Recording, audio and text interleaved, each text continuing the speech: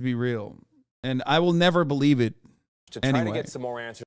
But it's just so stupid. I mean, of course we spy on China, man. What are you, fucking stupid? Like, it would literally be like negligence if the American government wasn't doing it. Okay? It'd be weird. It would be weirder if we weren't spying on China, but we're spying on every other nation on the planet. Come on, man. Jesus Christ. Let's bring in former CIA Deputy Director and CBS News Senior National Security Contributor Michael Morell, who joins us now. So the very fact that he says, oh, we're not using balloons over China is more of a flex, in my opinion. Like, he's saying, yeah, of course we're fucking spying, just not using balloons.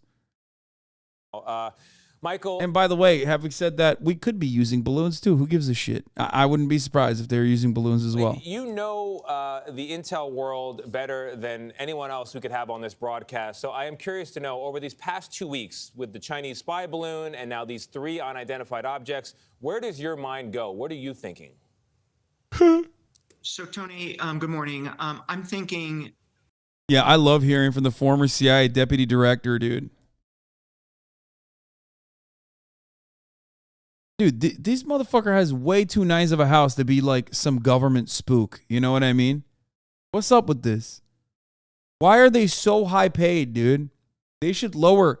Hey, if the government wants to fucking... If the government wants to fucking, cut costs somehow. Okay, here's a guy whose salary should not be so high. To be fair, though, I mean, he most likely got rich off of not his work at the CIA, but, all the stuff that he did in the corporate world after. But that we may have 3 different reasons here why the Chinese may be doing this. One is obviously intelligence collection of sensitive. Glass house, bro. Brother.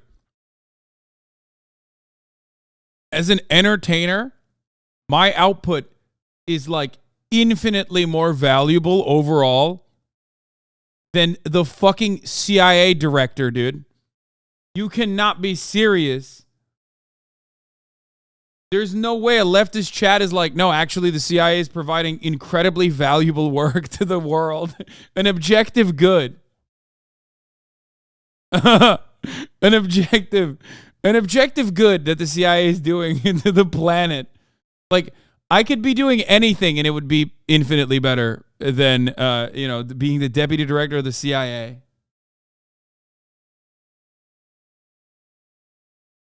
Sensitive military sites. But I think a second is political. We fly many surveillance flights, intelligence collection flights, not over China, but near China. The Chinese can't do that. They don't have military bases close enough to the United States. So I think they're sending a message here that, look, we can spy on you too. And then finally, I think there may be a military purpose. We can't discount that. They may be considering that should we ever go to war, that this might be a way to deliver weapons. Can't forget that the Japanese... Bro, that is the dumbest way to deliver weapons. Yeah. Guys, the Chinese are testing our defense capabilities by sending a 3 school bus sized fucking balloon that has incredibly limited, if any, maneuverability. Yeah. Like, it objectively is more sane to think that they're flexing than to think that this is like a valid and valuable way to test America's like defense capabilities. This take brought to you by the government brought to you from the government agency that tried to make suicide bats.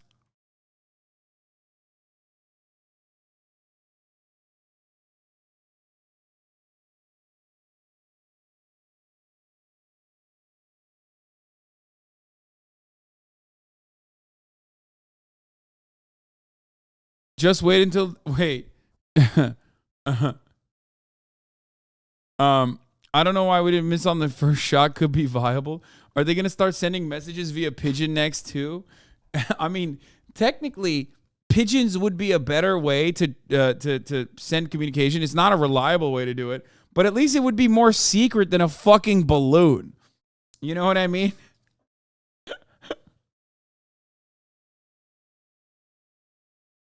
Sent nearly 10,000 balloons toward the United States during World War II that carried incendiary devices. So I think there's probably multiple things going on here. Well, there's a lot to be concerned with in that statement there, the potential for military weapons. Yeah. China, our global competitor, is utilizing World War II era technology that Japan was using to hurt American citizens. Motherfucker, they got TikTok, man. That's it. They don't need nothing else. They got TikTok. They're already doing permanent, not even them specifically, but they're already getting us to do permanent brain damage to ourselves. Imagine their first strike for World War III being a firebomb from a balloon. Yeah. Like, American institutions, okay, American institutions and like wanton corruption and a lack of interest in like putting the interests of citizens over profits kills more Americans every day than a fucking Chinese firebomb from a balloon, okay? Like the Japanese air bombs that he's talking about killed 6 people. Do you think that that's a dub? Police kill 6 people on an off day sometimes, man. The fuck do you mean? We kill more people ourselves every day. If China wants to watch America crumble, all they need to do is kick their feet back on the table and watch, okay, from afar.